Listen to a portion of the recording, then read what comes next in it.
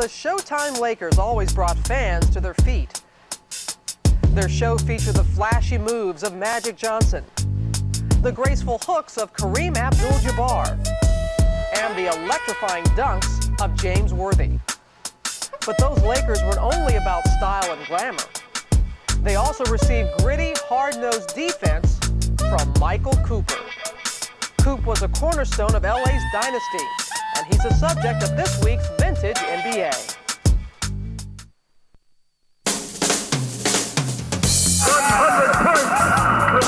2 seconds, 1 second, West throws it up, he makes it! Now there's a steal by Bird, underneath the DJ, lays it in! Oh, a spectacular move by Michael Jordan! Yes, basketball has changed. It's always been a great game, but now it has a new spirit. He dunks like Dr. J. He might be the new Iceman. The modern day Wilt Chamberlain. He looked like Magic Johnson. The future has arrived. You are watching what greatness is all about.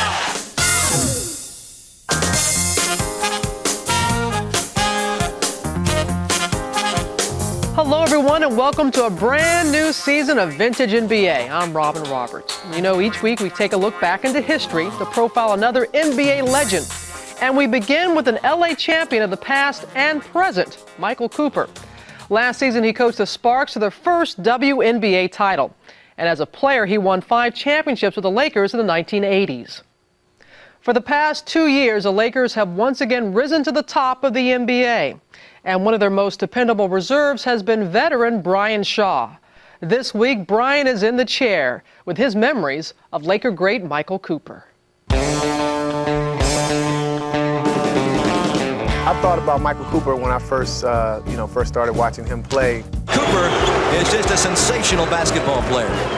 He was somebody that I respected because he was always where the action was. The young man wants to be on the all-defensive team every year.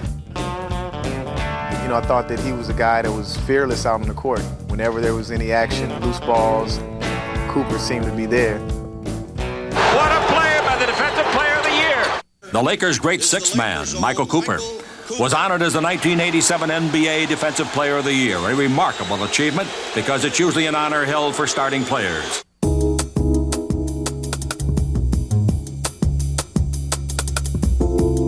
Coop would actually develop, while the game was going on, a hatred for the person that he was guarding. He wanted to pump fear in their heart, shadow them everywhere they went. You know, he has that look on his face, you know, that fearless look like a dog, like, I'm gonna get you. When you are the leading shot-blocking guard in the league, now you are an intimidator in 2 factors, not only because of defensive position, but also because you block shots. In this picture, he's guarding Dennis Johnson. Looks like he's blocking one of his shots. That was a beautiful defensive effort by Michael Cooper. In this picture, he's guarding Larry Bird, so that shows the versatility that he has. He can guard a point guard, he can guard a small forward or a power forward. If it was the other team's top scorer, he was a stopper, and that's who he was going to guard. Well, one thing you'll notice, he always has his strings out.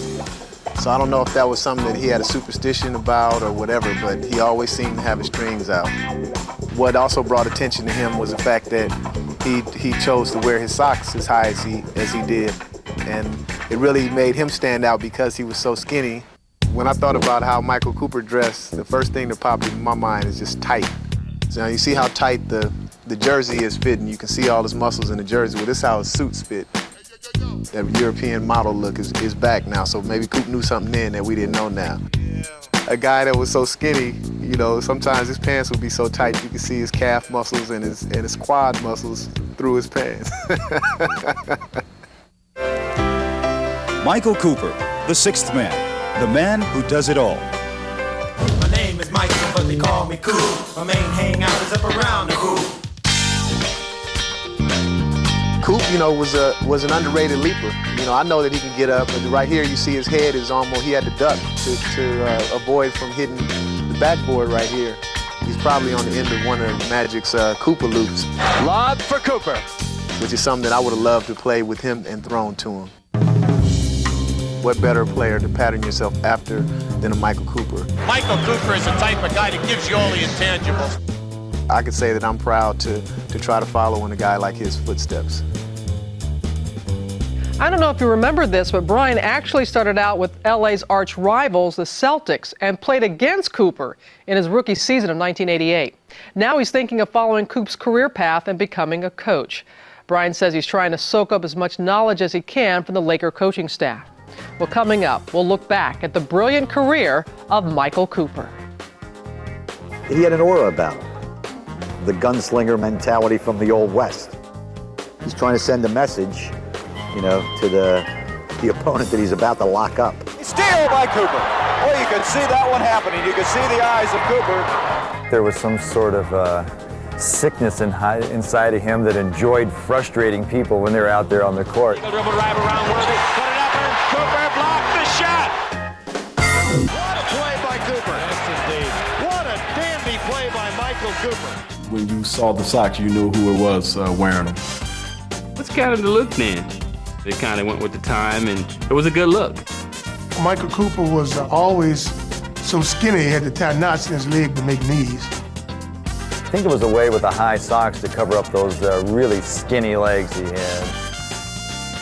I have to tell you, as a youngster, it didn't seem that Michael Cooper was destined for greatness. You see, he was so skinny, his grandmother nicknamed him Pole, short for beanpole. Then at age 4, Michael fell on an open coffee can, severely injuring his knee. He spent the next 4 years in a leg brace. Despite all that, he grew up to become an NBA star and a key member of 5 Laker championship teams. Today, he's still bringing glory to Los Angeles, this time as head coach of the Sparks. The Lakers are the world champions. The Lakers have won it again. For the past 2 decades, Michael Cooper has helped build a tradition of excellence in Los Angeles. There's the buzzer. The LA Sparks are the new champions of the WNBA. That's all I've ever known here in Los Angeles is to win a championship. And I mean, right now, these ladies know what it takes.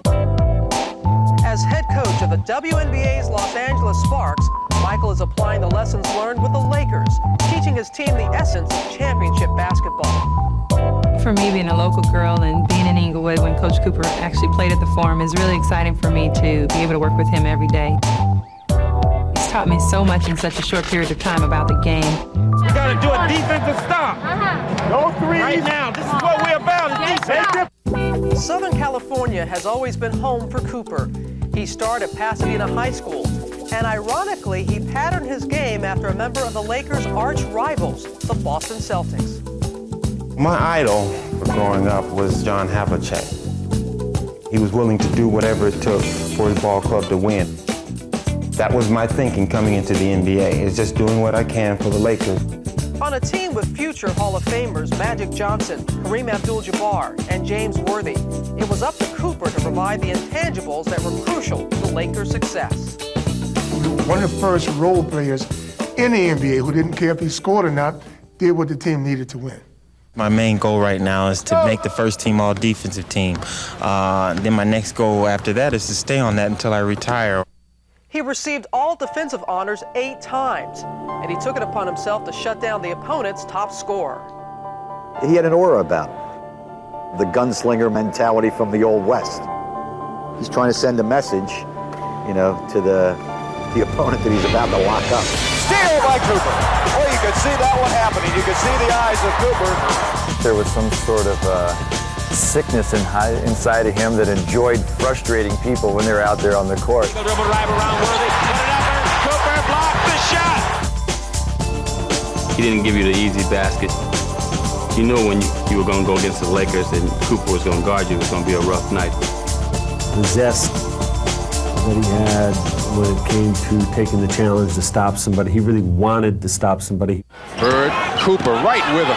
But Cooper's like a winter coat on Bird. In the Lakers' epic battles against Boston, it was Cooper who drew the unenviable task of trying to stop Larry Bird, who would later call Cooper the toughest defender ever faced. Leading up to the Boston confrontation, I would think to myself when I'm playing, hey, I'm guarding Larry Bird, I gotta be at my best. Cooper and Bird are still getting to know each other. They could put on the same jersey. They were very physical games. There was always a lot of pushing and shoving. Matter of fact, I'm sweating right now in my arms because those were some great rivalries there. But Cooper's importance went far beyond defense. His intensity and savvy made him an asset in every phase of the game. The fact that he was thinking primarily about defense and making stops and rebounding the ball and taking charges and all of those things made him a better player. He became a better offensive player. He was my backup point guard, could handle the ball. Cooper going all the way coast to coast. The basket counts and a foul. He brings it out front to Cooper. Three-pointer. Good. He was that igniter off the bench. Anytime you'd see him come off the bench and the crowd would start yelling, Coop, Coop, Coop.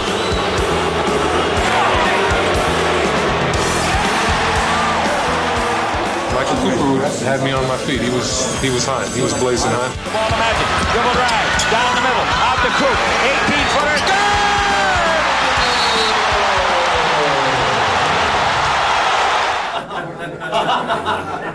Well, I know y'all been waiting on the man of the hour. So I guess I said you needed another assist. I came up here to help Well, Irvin and I go back to 1979 when we first came in the league together. I had been in a year prior, but I was injured, and then he came in, so it was like we kind of clicked. With Magic's ball handling and Cooper's athleticism, the two developed a high-flying play that became a signature part of Showtime.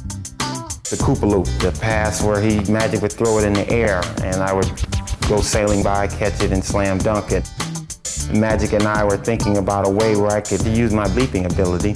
I just kind of looked at Magic, and he knew exactly what I was going to do. And I backdoored my man, and all of a sudden, you know, he throws the ball in the air. Alley-oop! They call that the Cooper loop here in Los Angeles. And when he goes up in the air, I mean, you are talking serious levitation. Now Michael Cooper has become the link between the glory years of the Lakers and the rise of the Sparks. He may not have received the accolades of his more celebrated teammates, but he will always have a well-deserved place in LA's basketball lore. Without a doubt, one of the great players that I've ever coached and a real integral part of our championship runs. Being a Laker is having a lot of heart, a lot of smarts, and wanting to do whatever it takes to win. Michael Cooper retired in 1990. He later became an assistant coach with the Lakers. And for the past 2 seasons, he's been head coach of the Sparks. In 2000, Coop was named WNBA Coach of the Year. And last season, he became the first person to win an NBA and WNBA championship ring. You know, championship rings never go out of style, but there were some very different styles during Michael's playing days. We'll flash back to some 80s fashions right after we look back at the year Cooper broke into the NBA, 1978.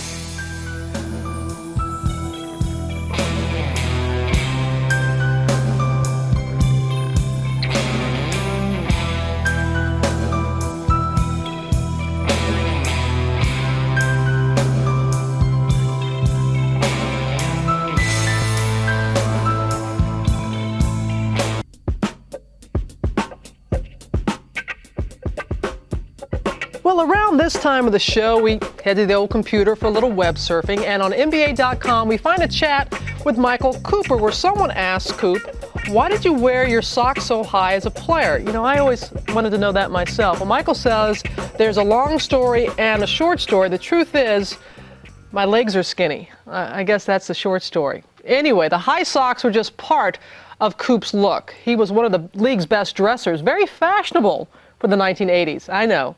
Just what was fashionable in the 80s. So glad you asked. There was the Miami Vice look with pink and blue pastel shirts and white linen suits made popular by detectives Crockett and Tubbs. Remember Daisy Dukes? I know you do. They were those super short shorts named after the Dukes of Hazzard character, a variation on 70s hot pants. Well, skinny ties were in. They were being worn by new wave music stars like Devo, The Cars, and Elvis Costello. And of course, we can't leave out Don Nelson's fish ties, which for some crazy reason never really caught on. Oh, hairstyles, the fade, spiked hair, oh, Jerry curls. Some women were bleached blondes like Madonna, while men had it loosed and slicked back like Michael Douglas in Wall Street, not to mention Pat Riley. Some were even bold enough to dress like Boy George, but that is another story. But when you talk about fashionable celebrities in the 1980s, you have to mention the #1 entertainer of the era. With his suave demeanor, he delighted millions while dining with presidents and kings. We're talking about the San Diego Chicken. Yes, it was over 20 years ago that the Chicken made his roost at many NBA arenas, offering up his colorful plumage and zany antics night after night. Get old for me? How can you get tired of having fun? Are you kidding? You think I'd give this up and get a real job for a living? It's almost like one festive party, everyone getting together, separated only by 90 feet of floor space. But I'm always trying to integrate new material and other things because there's nothing better than fresh chicken, let's face it. With that kind of wit and charm, the Chicken rarely laid an egg as he became the nation's most valuable mascot. Let's just say the Chicken is at the peak of his career.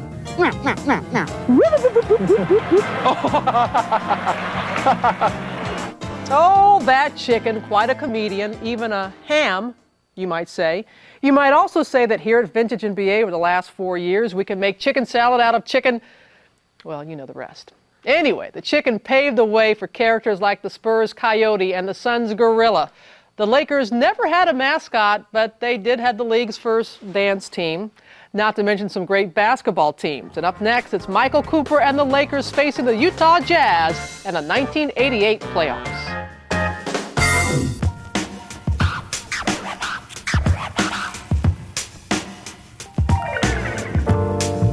After the Lakers won the 1987 title, Coach Pat Riley guaranteed they would repeat the following year. Now it was up to the team to back them up. But in the playoffs, they had to deal with the up-and-coming Utah Jazz, led by two young stars, John Stockton and Karl Malone. Yes, they were once young. The series was tied at 2 games apiece, and Game 5 is the subject of this week's Airwave Archive. It's Michael Cooper and the Lakers up by 8 in the fourth quarter. Here's the call from Chick Hearn and Stu Lance. Now the Lakers lead by 8. Same thing they had in Game 4 to start the fourth quarter. And Kareem made the first basket of the period. The ball is to Cooper, bounce out in front to Magic. In low to Kareem, batted away and out of bounds by Eaton, who took a big chance on a foul. 13 on the 24. Not one foul against the Lakers in the third quarter. Does that surprise you? Yes, it does. That doesn't sound like a physical game. The inbound pass to Michael Thompson, and Thompson out in front to Cooper. Magic coming through the key is bumped hard by Hansen. And Hansen gets a foul now.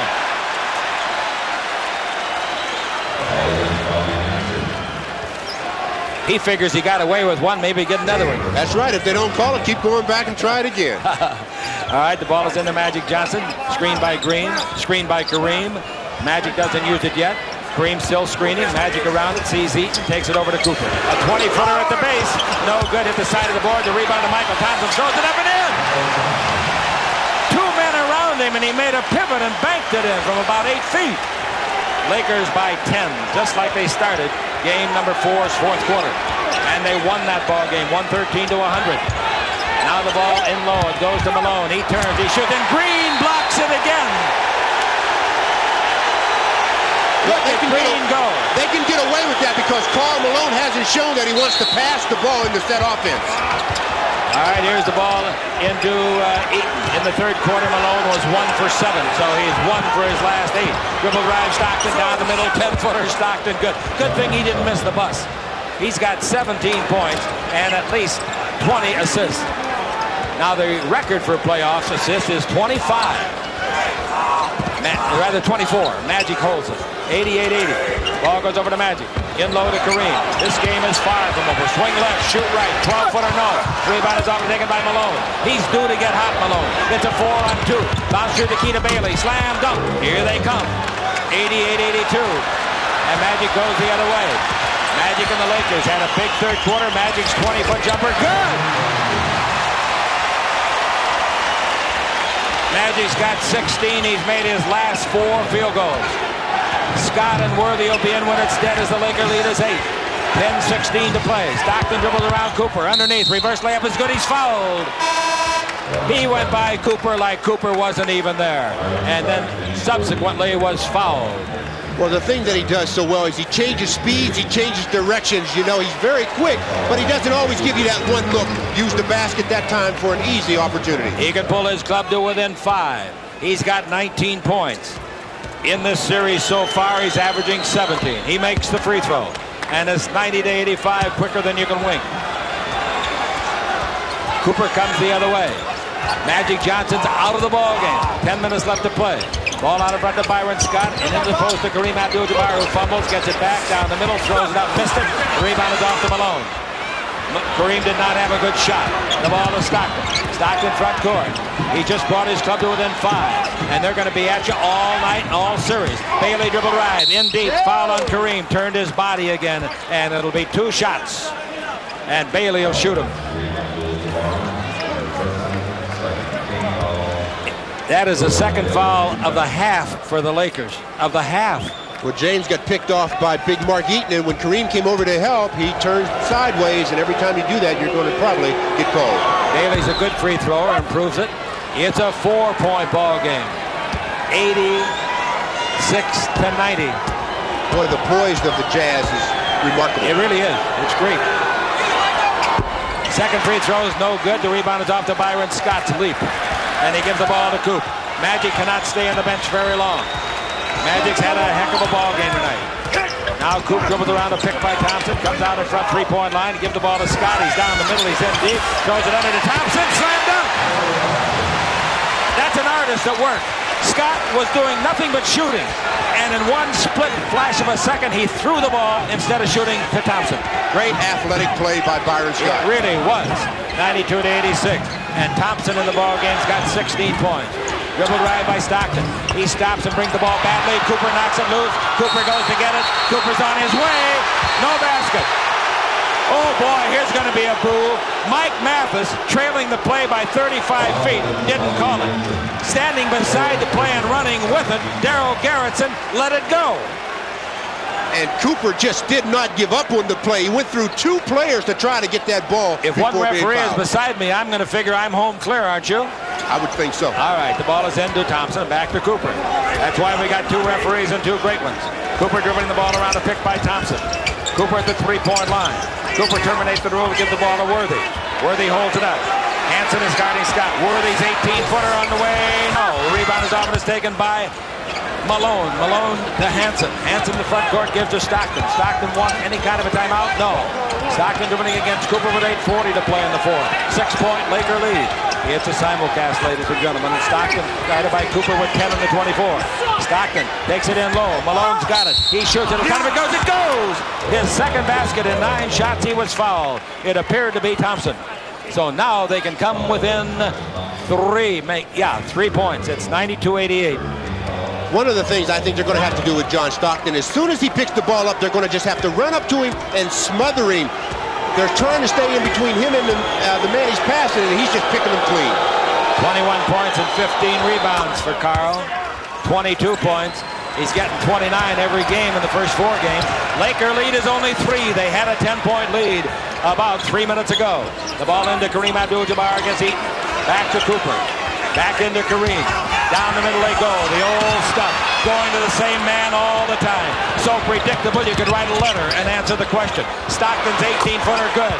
And the Lakers deserve that, baby. Oh, do they deserve it. 22nd timeout. The Lakers 92, the Jazz 91, and the game is coming to you live from the Fabulous Forum.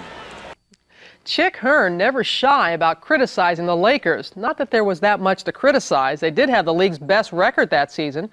As for the Jazz, they were just starting to rise in the West. And this series against the Lakers would stamp them as legitimate contenders for years to come. We'll have more of Game 5 right after we raise the curtain on this week's trivia question.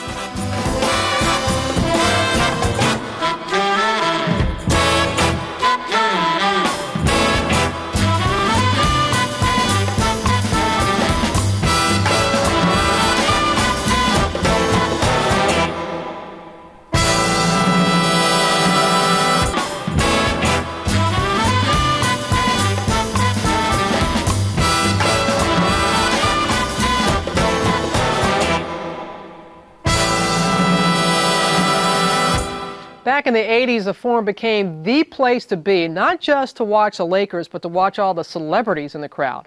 Of course, the regulars were there, like Jack Nicholson and Diane Cannon, but many other stars showed up at courtside. As we return to the '88 playoffs, we spot Mel Gibson, starring then in Tequila Sunrise, and Billy Crystal, who would later switch allegiances and become a Clippers fan. 3 minutes and 25 seconds ago, the Lakers led by 10. Now Magic's on the bench. It's a 1-point Laker lead, and all the momentum belongs to the Jazz. Cooper's bringing it up as the point guard. Cooper goes around Stockton. Cooper gets to the three-point line, and Magic takes off the sweatsuit. Cooper terminates. The dribble and the ball is out to Thompson. This is a big possession. Here's Scott. Scott stops, 20-footer outside. On the way, no. The rebound is to Stockton. Here they come. They flood out of the backcourt, 4-on-3. Left side to Bailey. Bailey in deep. Throws it up and throws it in. And they've got the lead. The Jazz have them dancing around the Mormon Tabernacle. 93-92. The Lakers fall behind. 7.5 to play. Ball into Kareem again. Back out in front to Scott. Back over to Coop. You know they're going into Kareem, and they do. Kareem's got the ball. And the crowd wondering what's he going to do. He's fouled. Kareem was bailed out as he tried to dribble. He was heading out of bounds, but Eaton gets his 4th or 5th foul. I don't think you can take him out in this game. You got to go with him. Yeah, they're not going to take him out. You can't take him out. You might foul him out, but they won't take him out. They've got Turpin over there, and apparently they're not going to bring him in. The Lakers are behind after leading by 10 just exactly 4 minutes ago. Magic down the middle. Over to Scott. To the dribble around Stockton. To the free throw line. Shot is good by Scott. I'll tell you, for a clutch shooter, I just soon have him shoot as anybody in the league. That's for sure, because he's been hot all year long and nothing's changed. He's got the great jump shot. He's got 20 points again tonight, and the Lakers lead by 1 with 7 minutes to play. It's nervous time at the Fabulous Forum. Stockton looks into Bailey. He can't get it to him yet because of Worthy. Now the ball goes into Bailey, 17 feet to the left side. To Stockton, out in front to Hansen. Hansen in low to Eaton. He turns. He shoots on Kareem, and a lot of it goes that didn't go. Kareem gets his 4th foul. All right, Eaton at the line to tie it with the first one. And he misses. He has missed both shots tonight. Coming into this one, he had made 16 of 18. We're tied at 94 with 6:45 to play. Magic Johnson of the Lakers. And here comes Magic down the floor. Magic against Hansen. It's nervous time, and Magic down the middle. Magic stops and holds it up. Magic gives the ball to James Worthy. No place for turnovers now. Into Kareem. Back to Worthy. Worthy holds it up top of the key. Back into Kareem. Back to Worthy. 20-footer by Worthy. Good! Boy, did he look poised on that. 24 for him. Kareem the assist. Laker lead is 2. 6:15 to play. Stockton with the ball. 22 points and 22 assists for the little guy. Who says there's not a place in the game for him, huh? Now Stockton looking inside. Stockton looks for him alone. Brings it out in front to Hansen. Brings it over to Bailey. Drive the base. Well, what do we got called? Offensive foul. Eaton out of the game.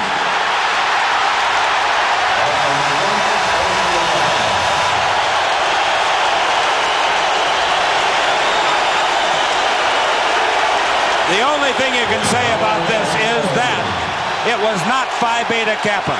He came out, 25, 30 feet from the basket and set an illegal pick. That's in the official right on the spot. Once you get set in your position for your screen, you have to stay stationary. James is trying to get over it, and you see Mark Eaton moves the step just to try and get him. Now they bring in Ivoroni. And if the Lakers cannot beat them now in the last 6 minutes, then the Lakers are in big trouble going over there Thursday night. Let's see what Magic and the Lakers can do. Magic with the ball in the front court. The Lakers are up by 2 as Eaton fouled out at the 5:55 mark. Now here's a pass under to Worthy, and he scores. Magic Johnson scoring, not Worthy. Magic Johnson on the 4th assist by Scott. It's a big difference with Eaton out of there, folks. A big difference. 98-94.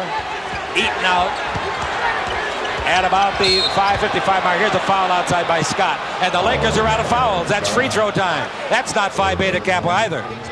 The Jazz are executing that pick and roll so well, I think the Lakers are going to have to go to forcing John Stockton to go baseline away from the screen. Let's pause 10 seconds for station identification. This is the World Champion Lakers Basketball Network.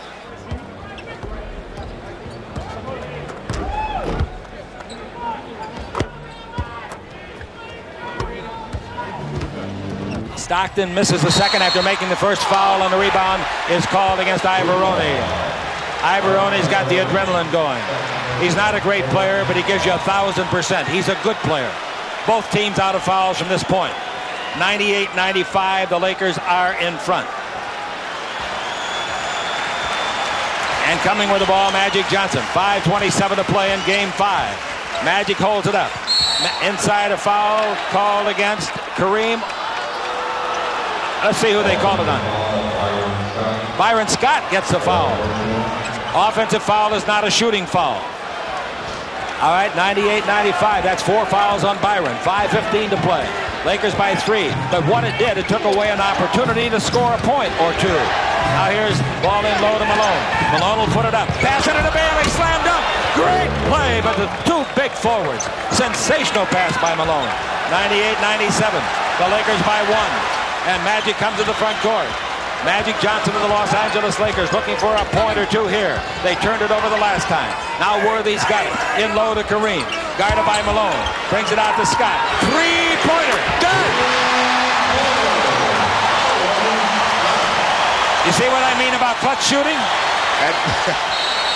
101-97. Timeout, the Jazz. A big three-pointer from Byron Scott, and yes, that was Rob Reiner you saw sitting courtside.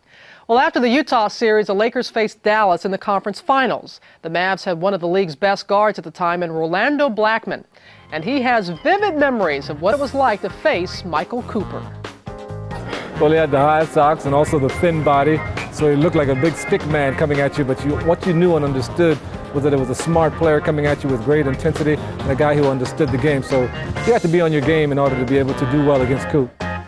I saw it was a passing of the torch when I was playing in the Garden, and I was playing Michael Cooper, and Magic's coming down, and I kind of jump out the double, and he throws the ball up in the air. Michael Cooper takes it out the air, jabs it. I look back and say, uh-oh, the game's gone by me now. And in fact, the Pearl decided to call it quits in 1980, which happened to be Magic's rookie season. Magic's lob to Cooper came to be called the Coop-a-Loop, but Michael's defensive prowess earned him another nickname, the Secretary of Defense. Coop and the Lakers are trying to shut down the Jazz in the '88 playoffs. And right now, let's return to Game 5 late in the 4th quarter. Magic is going to pass it in. I think Scott will come breaking out in front. Here comes Green out in front. The pass comes to AC. Now the Lakers have to score this time. They lead by 2. Scott's got the ball. Bounce pass to Magic. Worthy saves it. Give to Scott. 20-foot jumper, no good. Rebound high in the air. Green's got it. He should bring it out. They steal it. Stockton stole the ball. Stockton and they could tie it up. Bounce in low to Malone. Shot no good, but he was fouled. He'll shoot 2. I'll tell you, Stockton to me is the most valuable player in this series, win or lose. He makes a steal. Every time you bring the ball down near the floor, anywhere below your waist, John Stockton is going to get a hand on it. That time, he just completely took the ball. It was a great rebound by Green. He's made 6 out of 7 free throws now. He leaves it cold. 1:04 to play. But no lead is safe. No lead is safe with Stockton out there.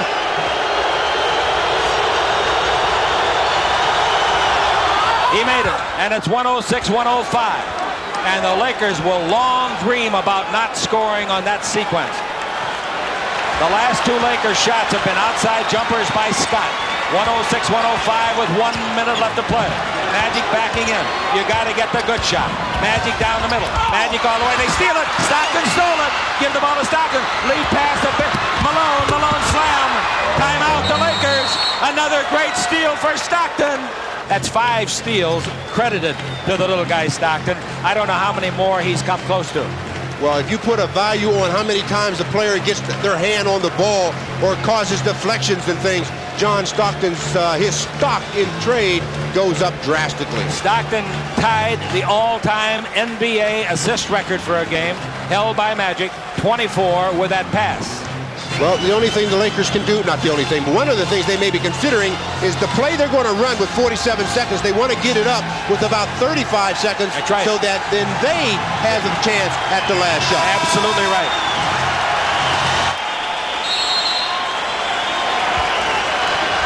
All right, the ball is to Magic. 45, 44. Magic's in the front court at the 42 mark. The Lakers are down by a point. Magic dribbling against Hansen. Through the key comes Worthy. He gets the pass. Worthy holds it up. Worthy fakes it. 10 on the clock. He's down the middle. He's in the air. Score! 31 seconds, and they will indeed perhaps get another possession. 108-107. The Los Angeles Lakers lead it. And we had 30 seconds when he made the shot.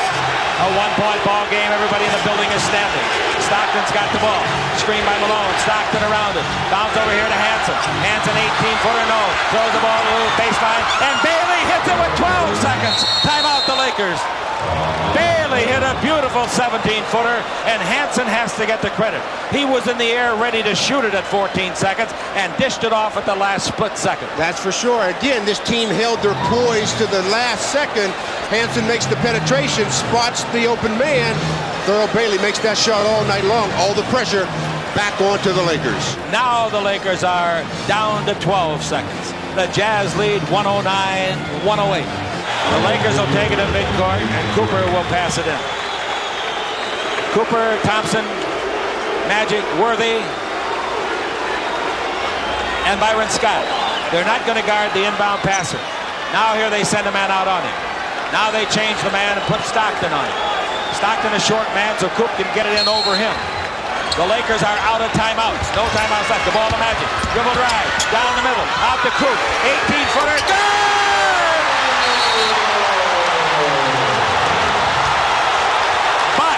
There's still 7 seconds.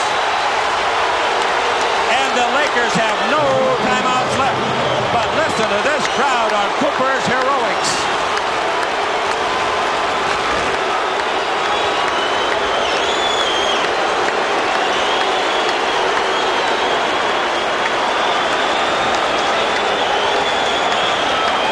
Well, the inbounds pass, there was a play. They wanted to go to Magic Johnson all the way. He penetrates, and they shut him off. And there's Cooper to hit the 20-footer. Well, let me tell you the real story of that shot. It's his first and only basket of the game. Well, he picked a very opportune time to deliver his first 2 points. Well, the Laker bench liked it, just like Utah did a second ago. Handling the ball out of bounds will be Ivor Roney. Ivor Roney is a 6-year veteran, 3rd year with this team. He's looking for somebody to bring it in, too. The Lakers are up by a point, 7 seconds to play. Can they get the pass in? Let's find out. They're counting the time down. Here's the pass, intercepted by Worthy.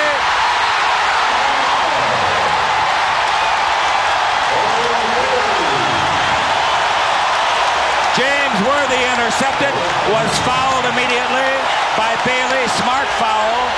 However, they're going to blame Ivor Roney. Nobody went to meet the ball from the big kid. Well, the type of play they had set up, I think it was set up so that John Stockton circles around all of the screeners, and on the second time around, it seemed like John Stockton was open, but Mark Ivoroni did not see him and threw the ball to Thurl Bailey. He's made 1 out of 2. He's got to make 2 free throws here. The first one's good. That's some insurance, but there's 5 seconds left, and the Jazz will use a timeout, regardless if he makes it or they get the rebound. If he makes it, they're down by 3, and the only thing they can hope for is an overtime. Big James looks confident, dips the knees, sets himself, fires, missed it, rebound is off, timeout, 5 seconds. Woo! Mother, call your daughter in. This is getting serious. Oh, yeah, this is serious. Worthy's mad at Worthy for missing that free throw. He made the big one, the first one. 2-point Laker lead. Scott Roth, a great three-point shooter, and a great shooter is in the game. He is a rookie out of the University of Wisconsin. Scott Roth played in the summer league here. He'll take the ball and bring it in. He's a fine shooter. Thurl Bailey's a great shooter from outside. Roth brings the ball in to Stockton. Stockton's double team. Don't foul him. Stockton in the air, throws the ball. It's over. The Lakers win it.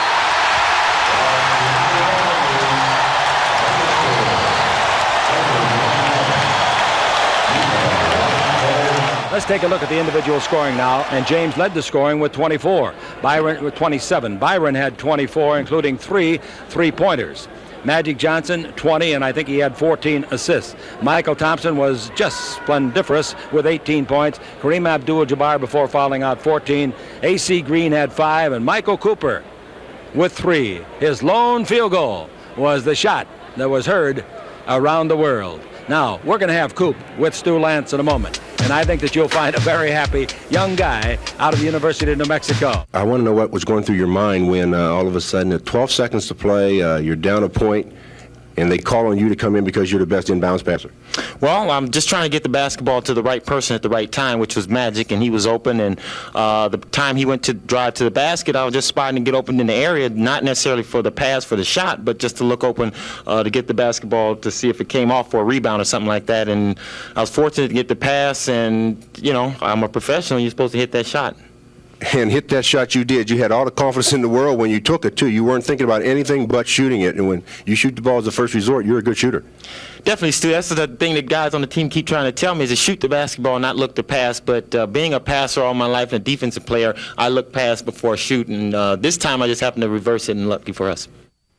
You know, clearly Coop could hit the big shot when he had to. But think about this. With Magic, Kareem, Worthy, and Scott, there were only so many shots to go around. The Lakers went on to win that series in 7 games, then beat Dallas and Detroit to capture their second consecutive title. Today, the franchise has 13 NBA championships. They've done it not only with superstars, but also an impressive cast of supporting players. More about that when we come back.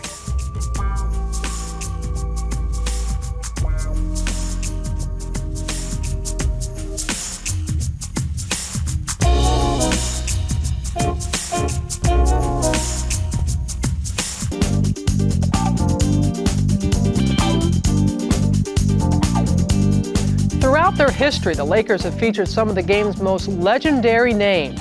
It started in Minneapolis with George Mikan and continued in L.A. with West, Wilt, Magic, Kareem, and now Shaq. But like any Hollywood production, they needed strong performances from the rest of the cast. Michael Cooper played his part in Showtime, and other Lakers have also shined in a supporting role.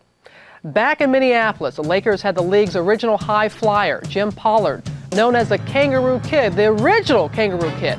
His style has been compared to Clyde the Glide Drexler.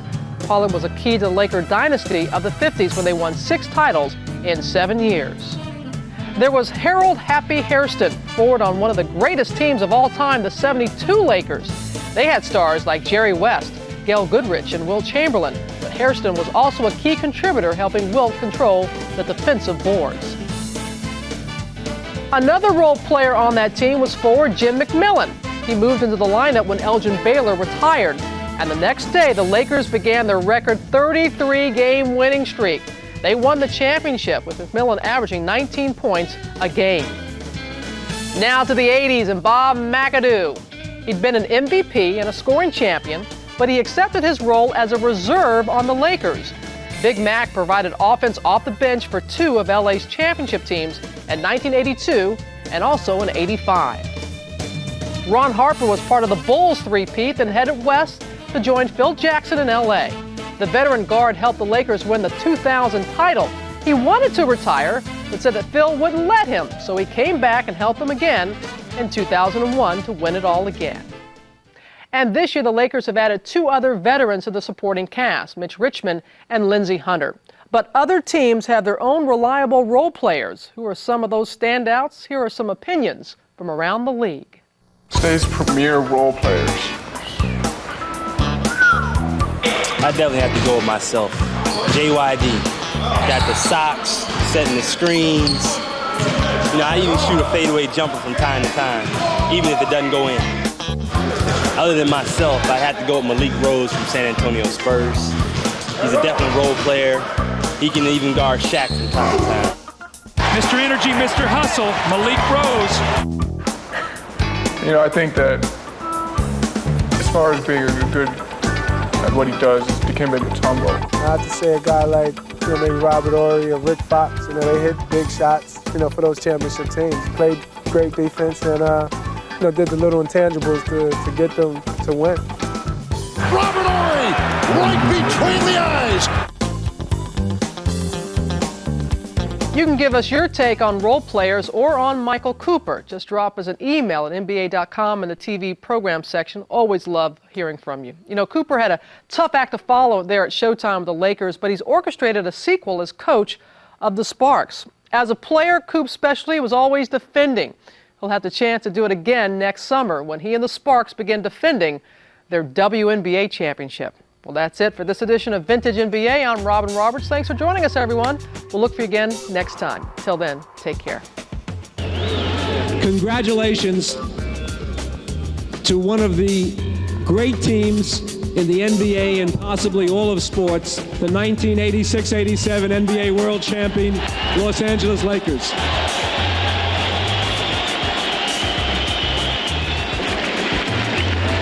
The Tar Heel from North Carolina, James Worthy.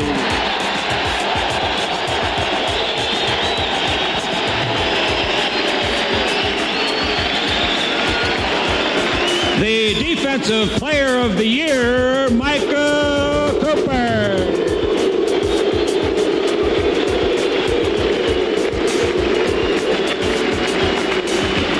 The NBA MVP and the playoff MVP, Magic.